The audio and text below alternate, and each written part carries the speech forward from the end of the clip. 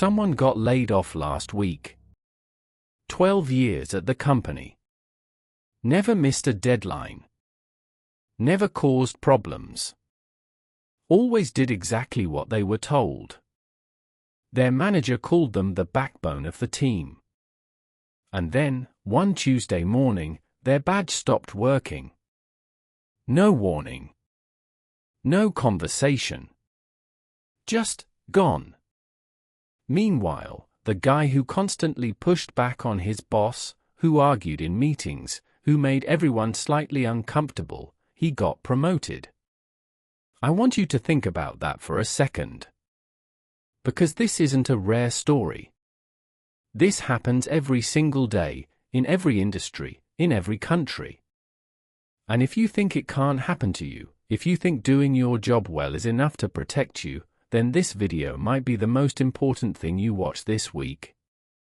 Because the rules of workplace survival are not what anyone taught you. We grow up being told a very simple story about work. Show up on time. Do your job. Don't make waves. And you'll be fine. It sounds reasonable. It feels safe. And for a long time, maybe decades, it even worked. But the modern workplace doesn't operate on that logic anymore. And the people who haven't figured that out yet are the most vulnerable people in any organization. Here's the uncomfortable truth: being reliable, being agreeable, being the person who never says no, these are not assets in a power structure. They are liabilities. Because a person who always says yes has already told everyone around them exactly how much they can be asked to give. There's no mystery. No leverage. No reason for anyone above them to feel uncertain. And in workplace power dynamics, the moment you become completely predictable, you become disposable. Let me show you how this actually works inside an organization. Every workplace has two layers. The first layer is the official structure, the org chart, the job titles, the formal reporting lines. This is the layer most people spend their entire careers managing. But underneath that, there's a second layer. An invisible map of influence, loyalty, and perceived value. And this second layer is the one that actually determines who stays, who goes, and who moves up. Now, where does the obedient employee sit on that invisible map? They sit at the bottom. Not because they're bad at their job, but because they've made themselves easy to replace. Think about it from a manager's perspective. If someone always delivers, never negotiates, never pushes back, they're valuable in the way that a good tool is valuable. You use it. You appreciate it. But when budget cuts come, you don't fight for a tool. You fight for the people who are difficult to replace. And difficulty to replace comes from one thing: being the person who controls something others need. So what does the person who never gets laid off actually look like? They're not the loudest person in the room. They're not the most aggressive. And they're definitely not the person playing obvious political games. What they have is something much more subtle. They have what I call controlled visibility. They are seen, but not fully understood. They deliver results, but nobody is quite sure exactly how.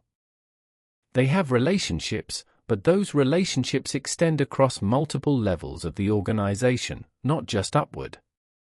And critically, they create mild, productive discomfort. Their manager is never entirely certain what they would do if pushed too far. That uncertainty is protection.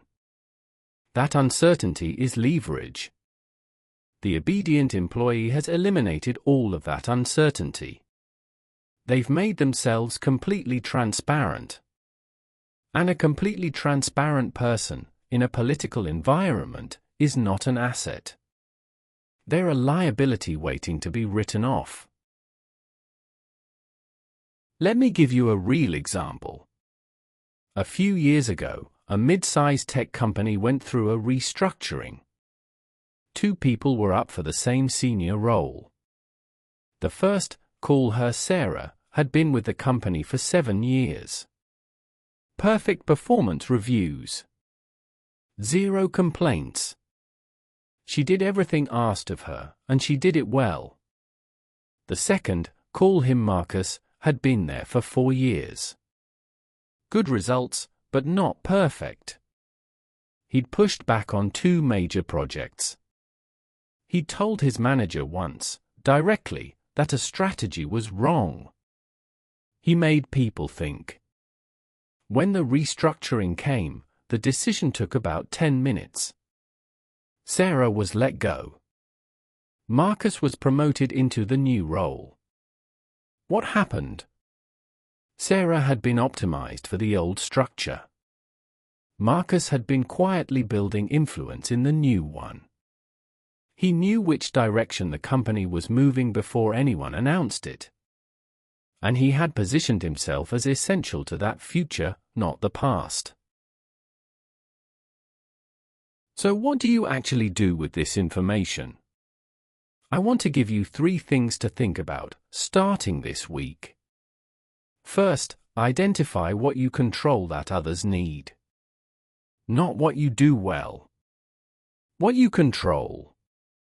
Information, relationships, processes, institutional knowledge, whatever it is, make sure it lives in your head, not in a document anyone can access. Second, introduce calculated friction. Not conflict. Not aggression. Just, occasionally, a considered pushback. A question nobody else asked. An alternative perspective that makes your manager think. This signals that you are a thinking agent, not an execution machine. Third, map the invisible org chart. Who actually has influence in your organization, regardless of their title? Start building relationships there. Not for politics. For survival. Because when the next restructuring comes, and it will come, the question won't be who performed best. It will be who is hardest to lose. The person who got laid off at the beginning of this video, the one with 12 years, perfect reviews, no complaints, they didn't lose their job because they were bad at it. They lost it because they had spent 12 years making themselves easy to manage, instead of difficult to replace. That's the difference. And it's a difference most people only understand after it's already happened to them. Next week, we're going to go deeper into the invisible org chart, how to read it, how to navigate it, and the specific moves that protect you when everything around you is changing. If you haven't subscribed yet, do it now. This is the kind of information that doesn't show up in your performance review. But it determines everything about your career.